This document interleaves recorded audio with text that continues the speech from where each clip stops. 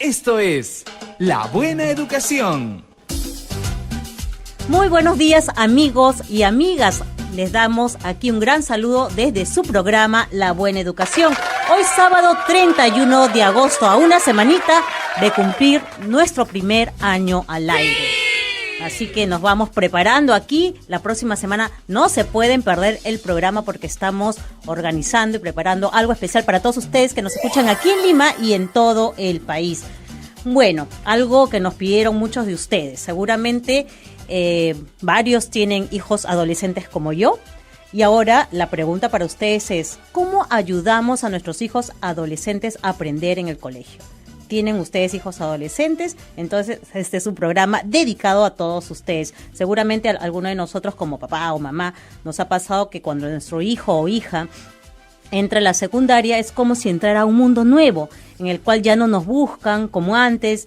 Quizás no quieren que les revisen sus cuadernos, algunos padres nos cuesta motivarlos a aprender, quieren ser mucho más independientes. ¿Cómo los podemos ayudar? ¿Los dejamos ser independientes? ¿Los seguimos ayudando? ¿Estamos atrás de ellos? ¿Qué aprenden además en la secundaria? Todo esto vamos a responderles hoy en su programa La Buena Educación, un consultorio donde les vamos a resolver todas sus dudas y consultas. Y como cada sábado estamos aquí acompañados de un invitado especial. Esta vez estamos con Darío Ugarte, director de Educación Secundaria del Ministerio de Educación. Muy buenos días, Darío. Hola, ¿qué tal? Muy buenos días. Bueno, Liz Quiroz está acá con ustedes también y como siempre esperamos sus llamadas telefónicas a las siguientes líneas: 222-0575, 222-0580, 222-0711 y para quienes están en provincia la línea gratuita es la 0800 24 82. También nos pueden escribir a través de las redes sociales, nuestro Facebook, Cambiemos la Educación. Ya saben, escríbanos ahí, vamos a estar atentos también y compartiendo sus opiniones y consultas. Para comenzar entonces el programa, repetimos la pregunta para todos ustedes. ¿Cómo ayudamos a nuestros hijos adolescentes a aprender en el colegio? Cuéntenos qué están haciendo ustedes. Pero para comenzar el programa tenemos como siempre un testimonio. Escuchemos. Bueno, mi hijo ya está en tercero de secundaria y la verdad es que estoy sintiendo la pegada. Cuando estaba en la primaria hacíamos la tarea juntos, me contaba sus cosas y ahora que está en la secundaria se ha vuelto más independiente. Ya no quiere que lo ayude, que me meta en sus cosas. Entonces no sé cómo ayudarlo, aún debo ayudarlo o ya está grande y debo dejarlo ser independiente. Situación similar que seguramente muchos de ustedes, padres de familia, lo han vivido. ¿Qué hacemos? ¿Cómo los ayudamos? ¿Aún debemos ayudarlos o ya está grande y debemos dejarlos ser independiente? Decía el señor. ¿Cuál sería la respuesta, Darío? Uh-huh. Bueno, ese quizás sea uno de los primeros mitos que tenemos que romper. Me explico. Pensamos que ya son grandes porque la verdad que están creciendo y ya los vemos más grandes, nos piden cada vez más autonomía, que no se metan en nuestras cosas, etcétera. Pero eso no significa que los dejemos solos, ¿no? Uh-huh. La adolescencia es una etapa de transición donde van desarrollándose psicológicamente, emocionalmente, también neurológicamente, ¿no? Y ese proceso requiere de un acompañamiento. Entonces, la pregunta que se hace el padre de familia me parece crucial, porque él está viviendo justo esa etapa de tránsito y requiere sí de un acompañamiento, pero distinto. ¿Cómo sería entonces ese acompañamiento? Si bien es cierto, cuando están pequeñitos nosotros les podemos decir, bueno, ahora siéntate, vamos a revisar tus cuadernitos, los ayudamos, pero cuando están en secundaria, ¿debemos mantener ese tipo de seguimientos o qué cambia? Primero es cuánto conocemos a nuestros hijos, ¿no? Cada uno, y todos sabemos muy bien que los niños y los propios adolescentes tienen particularidades, cada uno es distinto y tiene sus propios rasgos, ¿no? Entonces, un elemento como todo padre de familia, madre y maestro es saber cuál es su particularidad, porque a partir de eso es que yo me puedo vincular. Es distinto hablar de algo general a reconocer algo que él ya sabe que él es, porque ese es un buen puente para comunicarme, ¿no? Uh-huh. Lo segundo es confiar en lo que él sabe. O sea, si yo sé que él es muy bueno observando, es muy bueno en algo en la mecánica, digamos, armando, desarmando cosas, ese es un punto de referencia importante porque me permite conectarme con él en la comunicación, ¿no? Entonces, es estar con él casi como sin estar, ¿no? ¿Cómo es eso? ¿A qué me refiero? Es estar atento de su proceso sin estar asfixiándolo, uh-huh, pero tampoco sin dejarlo tan solo que al final sienta de que no hay nadie a su lado. Es decir, si nosotros tenemos hijos que de pequeños han sido, digamos, metódicos, tenían su horario, lo cumplían, digamos que podríamos esperar lo mismo en secundaria. Al contrario, si nosotros tenemos hijos que por lo pronto han estado siempre esperando el apoyo de los padres, deberíamos mantener ese apoyo. Hay que mantener el apoyo, pero como te decía, distinto, ¿no? Porque comienzan a preguntarse varias cosas. Su cuerpo está cambiando, sus sensaciones están cambiando, ¿no? Es una etapa donde van afirmando su identidad, en todo sentido de la palabra, de la identidad, y eso les trae muchas preguntas. Entonces, en la primera etapa comienzan a aislarse, comienzan a distanciarse de los adultos, a cuestionarlos, y hay muchas fricciones porque esa es la etapa en la que quieren saber quiénes son ellos, ¿no? Cuestionan la autoridad. Sobre y eso, todo, bueno, quienes sí. tenemos hijos adolescentes lo sabemos, ¿no? Cuestionan la autoridad, a todo le encuentran un pero no, así no es, ¿no? Yo sé lo que hago, ¿no? Así es que es parte del proceso de transición para la adultez, es afirmar quién soy yo, ¿no? Y un proceso psicológico y emocional es poder distinguirme de la figura paterna o materna para saber quién soy yo. Entonces, la presencia de un padre o una madre que termina asfixiando, queriendo controlar, no le permite que comience a encontrar quién es él o quién es ella, ¿no? O también la distancia, porque las preguntas deberían permitirle a él tener un vínculo de comunicación con sus padres para saber qué está pasando conmigo, ¿no? Bien.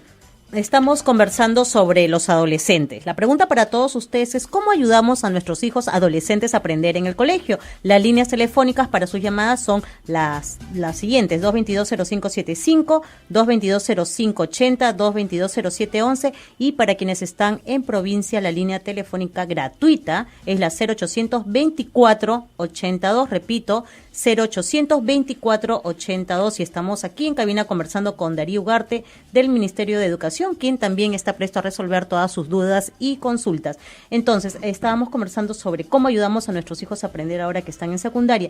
Y, por ejemplo, ¿cómo podemos explicarle que las cosas que está aprendiendo ahora en secundaria y que pueden ser quizás para algunos abstractas, van a ser útiles para más adelante, van a ser útiles para su vida? Sí. A ver, normalmente lo que pasa en la secundaria es que de tener 1 o 2 docentes en la primaria trabajando 4 cursos o áreas, como se llaman ahora, pasan a tener 7 o 8 docentes con 11 cursos, ¿no? Entonces ahí hay un cambio importante porque se asume que en esta etapa los chicos tienen que profundizar lo que ya saben, ¿no? Pero para eso en primaria o en la etapa anterior tendrían que haber desarrollado algunas capacidades básicas. Un ejemplo, si no logra comprender, identificar la idea principal de un texto, que es vital para la comprensión de lectura, en secundaria va a tener textos más complejos y eso va a dificultar, ¿no? Entonces, digamos, estoy poniendo un ejemplo muy concreto, pero lo que quiero decir es que en secundaria se complejiza. O sea, lo que van a aprender más, sí, pero van a desarrollar más capacidades a más profundidad, ¿no? Hay que reconocer eso primero. Lo segundo, que ese es otro mito que también quisiera compartir, es que la neurociencia, ¿no?, en los últimos estudios que han hecho con 1.800 adolescentes, nos dice que el adolescente no desarrolla todo el pensamiento abstracto como a veces muchos papás o maestros pensamos. Así. Entonces creemos que cuando ya cumple los 12 años se despierta con el pensamiento concreto y al día siguiente amaneció ya con el pensamiento abstracto. No, sí, eso no es es real. Eso se va desarrollando a lo largo de la vida. Y hay algo bien interesante. La capacidad de identificar las consecuencias de mis decisiones se resuelve recién neurológicamente a los 21 años. Wow.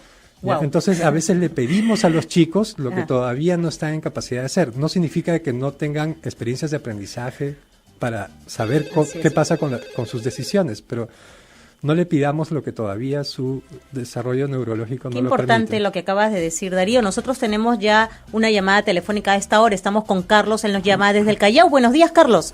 ¿Cómo está? Buenos días. Sí, Carlos, cuéntanos. ¿Tienes hijos adolescentes? Pues ahí, bueno, sí. Cuéntanos. Mi hijo ya tiene 30 años, pero yo pasé por esa etapa. Yo quisiera preguntarle al profesional que está ahí... A Darío. A Darío.